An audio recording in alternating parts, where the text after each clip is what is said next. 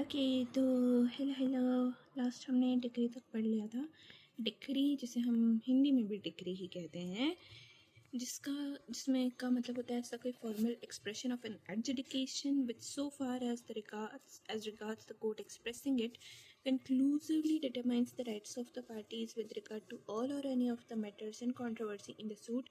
Degree preliminary भी हो सकती है, फाइनल भी हो सकती है, और डीम्ड डिग्री के अंदर आता है rejection of plaint and determination of any question with in section 144।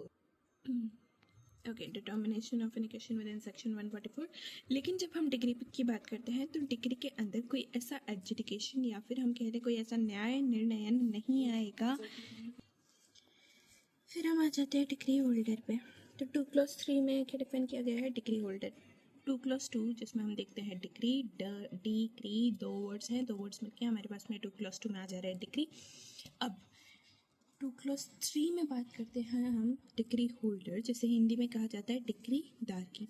Degree holder और जजमेंट डेटर, ये दो वर्ड्स हैं, दोनों की डेफिनेशंस जो है वो सिमिलर है, दोनों अपोजिट डेफिनेशंस है, बट एक को समझ गए तो दूसरी को समझना हमारे लिए बहुत ही ज़्यादा ईजी हो जाएगा। और जजमेंट डेटर कहाँ पर डिफाइंड है? 2 क्लॉज 10 में। अगर सबसे पहले डिग्री होल्डर की बात करें तो डिग्री होल्डर या डिग्रीदार में ऐसा कोई व्यक्ति आता है जिसके फेवर में डिग्री जो है वो पास की गई हो, ठीक है, यानी कि जिसके फेवर में जजमेंट किया, डिग्री पास की गई है, या फिर एक ऐसा ऑर्डर जिसे एग्जीक्यूट करवाया जा सकता है, पास किया गया है, उसे हम डिग्रीदार या डिग्री होल्डर कहते हैं, ठीक है। तो अगर रीड करें डेफिनेशन डायरेक्ट से 2 क्लॉज 3 की, degree holder means any person in whose favour a degree has been passed, जिसके फेवर में कोई डिग्री पास की गई है, और an order capable of execution has been made, या फिर एक ऑर्डर जिसे एग्जीक्यूट किया जा सकता है वो दिया गया है, ठीक है। हिंदी में भी डिग्रीदार से ऐसा कोई व्यक्ति अभिप्रेत है जिसके पक्ष में कोई डिग्री पारित की गई है या कोई निष्पादन योग्य आदेश किया गया है। तो 2 क्लॉज 3 में हम देखते हैं डिग्री होल्डर, और 2 क्लॉज 10 में हम जाकर के देखेंगे क्या चीज़? Judgment debtor. अब डिग्री होल्डर जिसके फेवर में डिग्री पास की गई है या फिर an order capable of execution किया गया है। जजमेंट डेटर जिसके अगेंस्ट कोई डिग्री दी गई है या फिर an order capable of execution pass किया गया है। देखो, judgment debtor means any person against whom a decree has been passed or an order capable of execution has been made। तो हमने डिग्री होल्डर की डेफिनेशन पढ़ी, उससे हमें जजमेंट डेटर की डेफिनेशन भी याद हो गई, ठीक है। डिग्री होल्डर कहाँ है? 2 क्लॉज 3 में। डिग्री 2 क्लॉज 2 में, जस्ट उसके बाद डिग्री होल्डर। जजमेंट 2 क्लॉज 9 में, जस्ट उसके बाद जजमेंट डेटर। हिंदी में डिग्री होल्डर को बोलते हैं डिग्रीदार, जजमेंट डेटर को बोलते हैं निर्णित ऋणी, ठीक है, निर्णित ऋणी। और जजमेंट डेटर के अगेंस्ट डिग्री पास की जाती है, ठीक है। डेट से हम याद रखेंगे कि भाई उसने डेट ले रखा है तो उसके अगेंस्ट जो है डिग्री पास की गई है, फिर ऑर्डर केपेबल ऑफ एग्जीक्यूशन जो है वो किया गया है। और डिग्री होल्डर, उसके पास में डिग्री उसने होल्ड कर रखी है, दैट इज, तो डिग्री उसके फेवर में पास की गई है या फिर an order capable of execution उसके फेवर में पास किया गया है, ठीक है। तो यहाँ पर हमने कितनी डेफिनेशंस कर ली? 2 क्लॉज 1 में कोड, देन हमने देखा डिग्री के बारे में, देखा था हमने लास्ट वीडियो में, फिर हमने अभी देखा डिग्री होल्डर और जजमेंट डेटर। इसके साथ ही हमने रूल्स की डेफिनेशन भी देखी थी 2 क्लॉज 18 में, जिसमें आता है rules means rules and forms contained in the first schedule और मेड अंडर सेक्शन 122 और सेक्शन 125। फर्स्ट शेड्यूल के अंदर क्यों? क्योंकि फर्स्ट शेड्यूल के अंदर ही ऑर्डर्स दिए गए हैं और उन्हीं ऑर्डर्स में रूल्स कंटेन्ड हैं।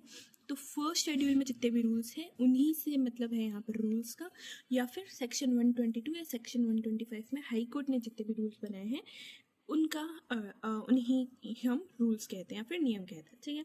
नियम से पहली अनुसूची में अंतर्विष्ट अथवा धारा 122 या 125 के अधीन निर्मित नियम और प्रारूप अभिप्रेत हैं। अगली हमारी not so important yet worth reading definition है डिस्ट्रिक्ट, यानी कि जिला की। सिंपली इसको रीड भी कर सकते हैं, स्किप भी कर सकते हैं। डिस्ट्रिक्ट की डेफिनेशन में क्या आ जा रहा है हमारे पास में? District means the local limits of the jurisdiction of a principal civil court of a original jurisdiction. एक प्रिंसिपल सिविल कोर्ट जिसका ओरिजिनल जुरिस्डिक्शन है, उसकी जो लोकल लिमिट्स होती हैं वो डिस्ट्रिक्ट कहलाएंगी, और इसके अंदर एक original civil jurisdiction, high court के ऑर्डिनरी ओरिजिनल सिविल जुरिस्डिक्शन की लोकल लिमिट्स भी शामिल है, ठीक है। इसे हम कहते हैं जिला या डिस्ट्रिक्ट। नेक्स्ट हमारे पास में अगेन एक important kind of definition, foreign court, जिसे कहते हैं विदेशी न्यायालय। अब फॉरेन कोर्ट क्या होगा? जो इंडिया के बाहर स्टेब्लिश्ड होगा। यही यहाँ पे दे रखा है कि फॉरेन कोर्ट एक ऐसा कोर्ट जो इंडिया के बाहर सिचुएटेड है और सेंट्रल गवर्नमेंट द्वारा ना तो स्टेब्लिश्ड होना चाहिए ना ही कंटिन्यूड होना चाहिए। कोर्ट जो इंडिया के बाहर सिचुएटेड है और सेंट्रल गवर्नमेंट के द्वारा ना तो स्टेब्लिश्ड होना चाहिए ना कंटिन्यूड होना चाहिए।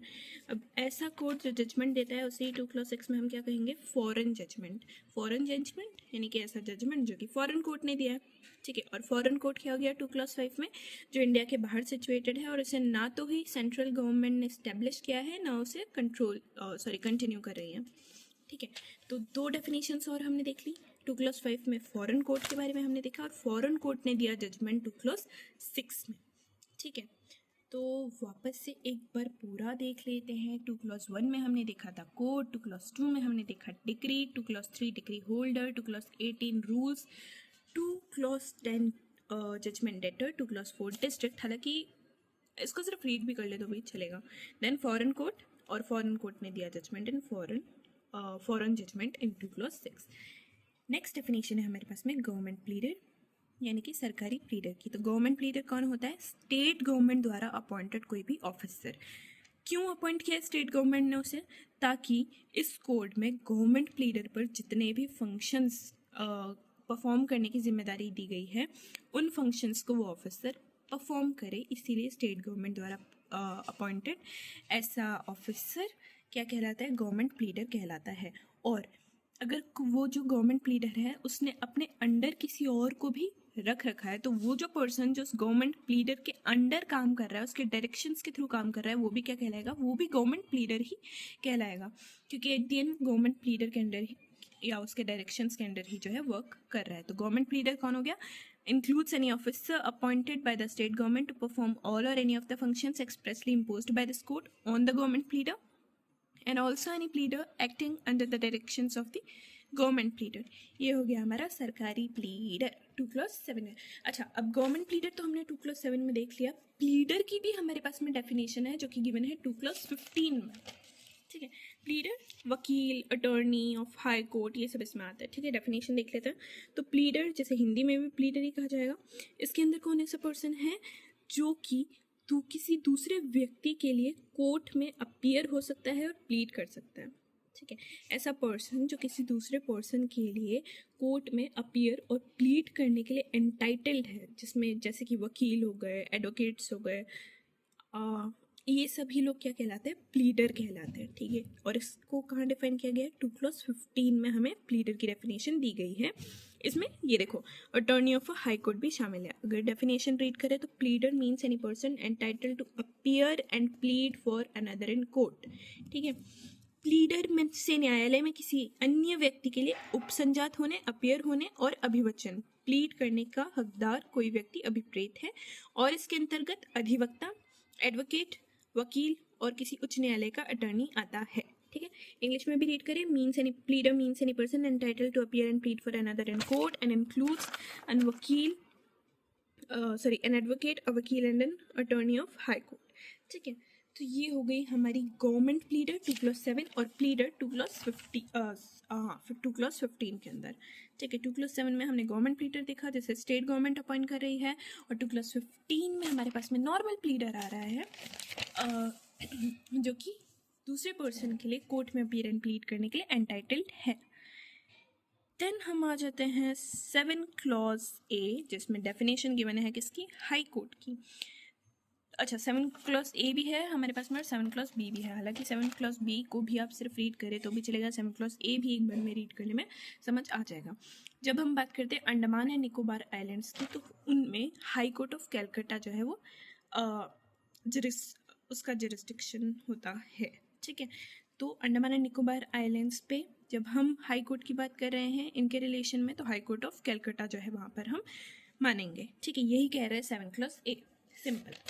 7 क्लॉज B केवल रीड कर सकते हैं, इंडिया एक्सेप्ट इन सेक्शंस ब्ला ब्ला ब्ला। अब मैंने ब्ला ब्ला ब्ला इसलिए बोला क्योंकि इसके अंदर excluding the state of Jammu and Kashmir ये चीज़ हट चुकी है, ठीक है। तो डायरेक्ट आएंगे 2 क्लॉज 8 पे। 2 क्लॉज 8 में हमें डिफाइन किया गया है जज, जजमेंट, जजमेंट डेटर, तीनों आ रहे हैं लाइन में। जजमेंट डेटर हम ऑलरेडी देख चुके 10 में। जजमेंट डेटर ये कौन दे रहा है? जजमेंट से जजमेंट, जजमेंट के बाद में एक वर्ड ऐड कर रहे हैं हम लोग डेटर, तभी बन रहा है हमारा जजमेंट डेटर। तो 2 क्लॉज 9 में जजमेंट है और जजमेंट दिया है 2 क्लॉज 8 में जज ने। ठीक है, तो जज कौन हो गया? एक सिविल कोर्ट का प्रिसाइडिंग ऑफिसर, ठीक है, सिविल न्यायालय का पीठासीन अधिकारी। जज ने क्या दिया? 2 क्लॉज 9 में जजमेंट दिया। जजमेंट मतलब एक ऐसा स्टेटमेंट जो जज द्वारा दिया गया है ऑर्डर और डिक्री के ग्राउंड्स पे। ठीक है, निर्णय से न्यायाधीश द्वारा डिक्री या आदेश के आधारों का कथन अभिप्रेत है। ठीक है, 2 क्लॉज 8 में जज आ गया, जज ने 9 में जजमेंट दे दिया और 10th में जजमेंट का वो डेटर बन गया। ठीक है, निर्णित ऋणी बन गया। उसके अगेंस्ट जो है डिक्री पास हो गई और उसके अगेंस्ट ऐसा कोई ऑर्डर पास हो गया जिसे एग्जीक्यूट जो है किया जा सकता है। ठीक है, तो जज, जजमेंट, जजमेंट डेटर तीनों हमारे पास में लाइन से आ रहे हैं 8, 9, 10। ठीक है, इसी तरह से जैसे हमारे पास में डिक्री और डिक्री होल्डर आ रहा था, फॉरेन कोर्ट और फॉरेन जजमेंट आ रहा था। 2 clause 3, 2 clause 2, 2 clause 3, 2 clause 5, 2 clause 6, 2 clause 8, 9, 10। ठीक, 11 में हम देखते हैं लीगल रिप्रेजेंटेटिव, यानी कि विधिक प्रतिनिधि। अब लीगल रिप्रेजेंटेटिव अगर हम जनरल लैंग्वेज में समझना चाहे तो क्या होता है? किसी डिसीज्ड पर्सन की ई स्टेट को रिप्रेजेंट करने वाला व्यक्ति, राइट।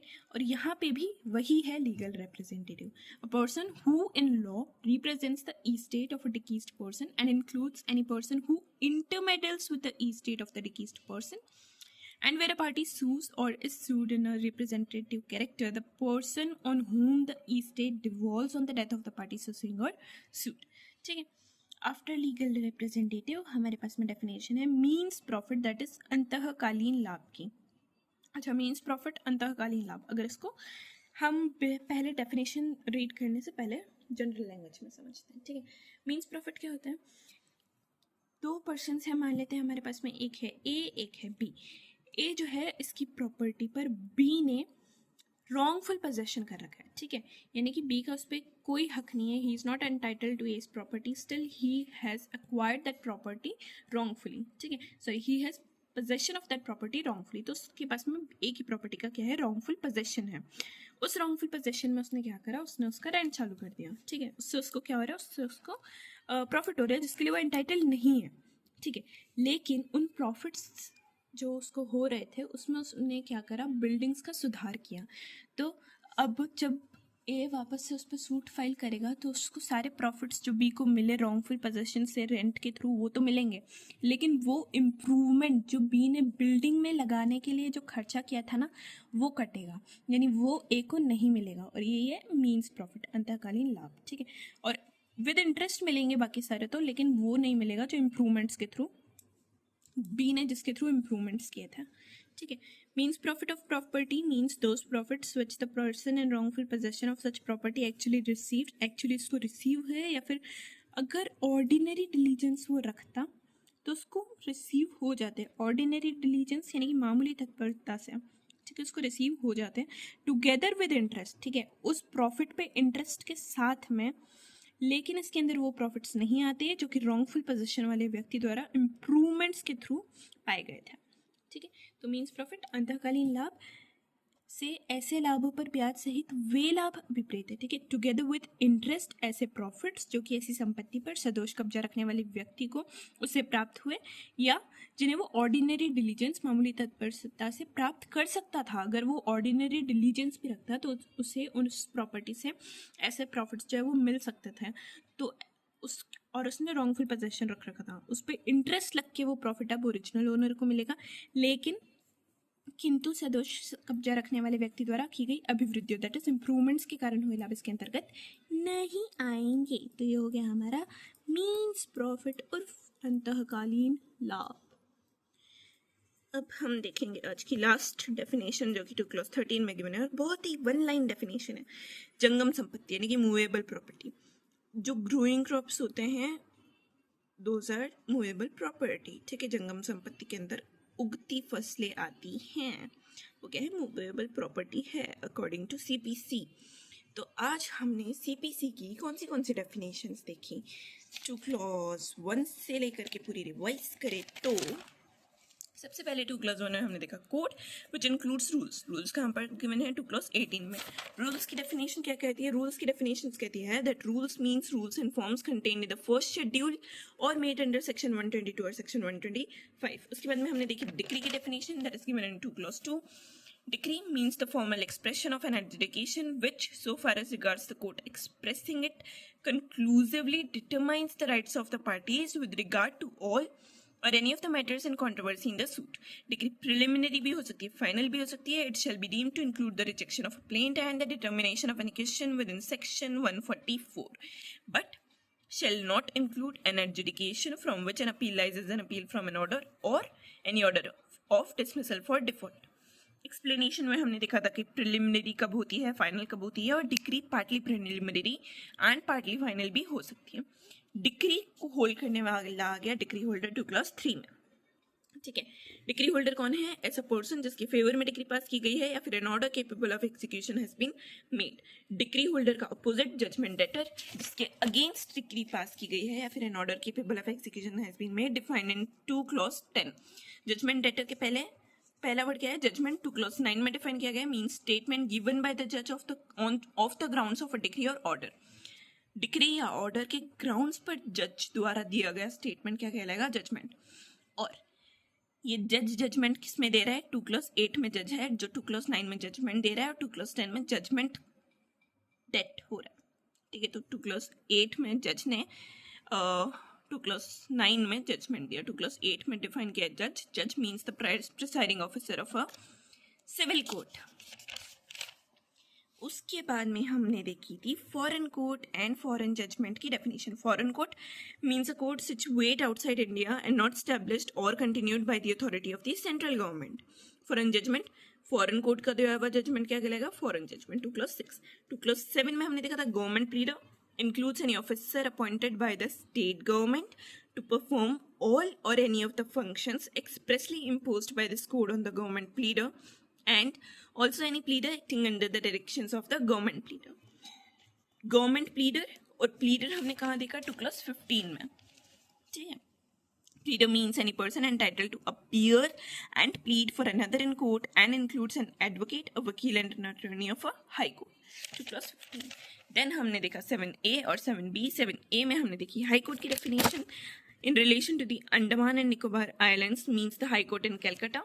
एंड 7 clause B में हमने देखी थी इंडिया।